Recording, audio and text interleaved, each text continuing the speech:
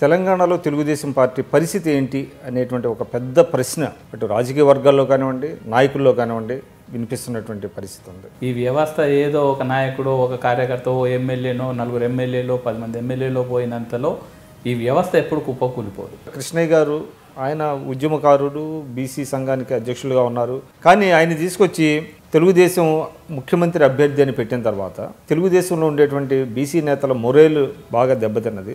ముఖ్యమంత్రిగా ఈరోజు టీఆర్ఎస్ వాళ్ళు కూడా దళితుని ముఖ్యమంత్రి చేస్తానని చెప్పేసి తెలంగాణలో ఉన్న దళితు లేకపోతే తల నరుక్కుంటా అన్నాడు. తన తల నరుక్కోకుండా దళితుల తల నరికిన వ్యక్తి కేసీఆర్ గారు.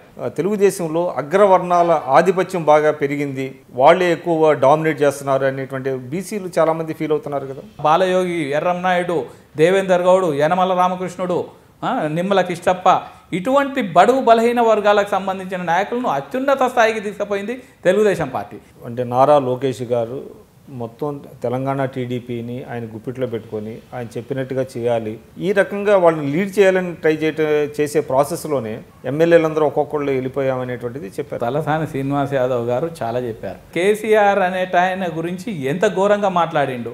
దమ్ముంటే హైదరాబాద్లో నా మీద పోటీ చేయని చెప్పిన సంఘటన కూడా మనం మర్చిపోవద్దు.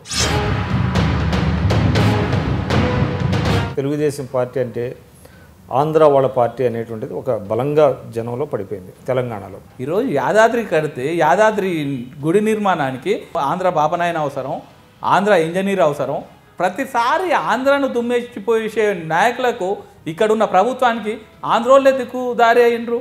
ఎన్డీఏలో భాగస్వామి అయినటువంటి బీజేపీ స్వయంగా, అటువంటి బీజేపీ కూడా మిమ్మల్ని అంటరాని పార్టీగా మాతో సంబంధం లేదు, మేము పొత్తు పెట్టుకోము, ఎందుకంటే పొత్తు పెట్టుకుంటే ఆంధ్ర పార్టీ అనేటువంటి దీంతో వాళ్ళు కూడా ఓట్లు తగ్గుతాయి అనేటువంటి భయంతో ఉన్నారు వాళ్ళు. మొన్న ఆయన అమిత్ షా వచ్చిండు, ఓ ఊపేస్తున్నాం రాపేస్తున్నాం అందరిని మార్చుకుంటాం అన్నాడు.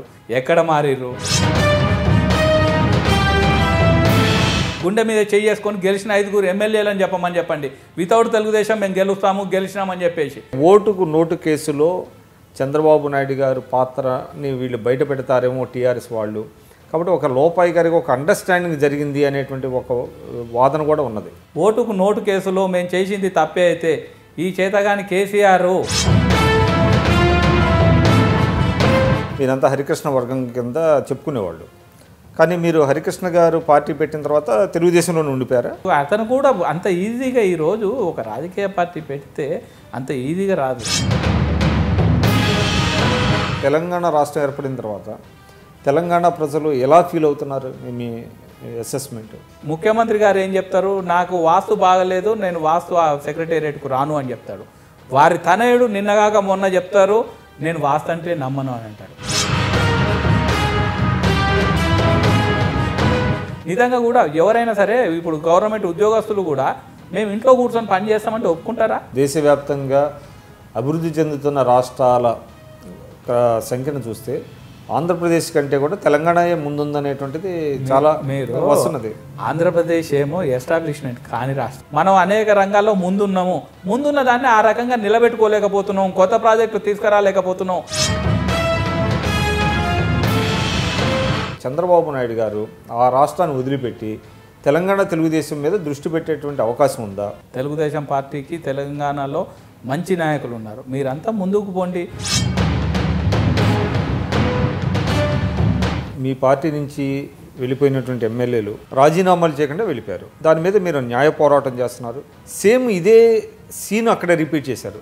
వైఎస్ఆర్సీపీకి చెందినటువంటిది ఒకళ్ళు కాదు, ఇద్దరు కాదు, దఫాలుగా దాదాపుగా 20 మంది ఎమ్మెల్యేలను కలిపేసుకున్నారు. సో ప్రజల దృష్టిలో ఇది ఎట్లా ఉంటుంది? ఈరోజు అక్కడ ఉన్న నాయకుడు పదే 10 నెలల్లో నేను ముఖ్యమంత్రి అవుతా, 2 నెలల్లో అవుతా,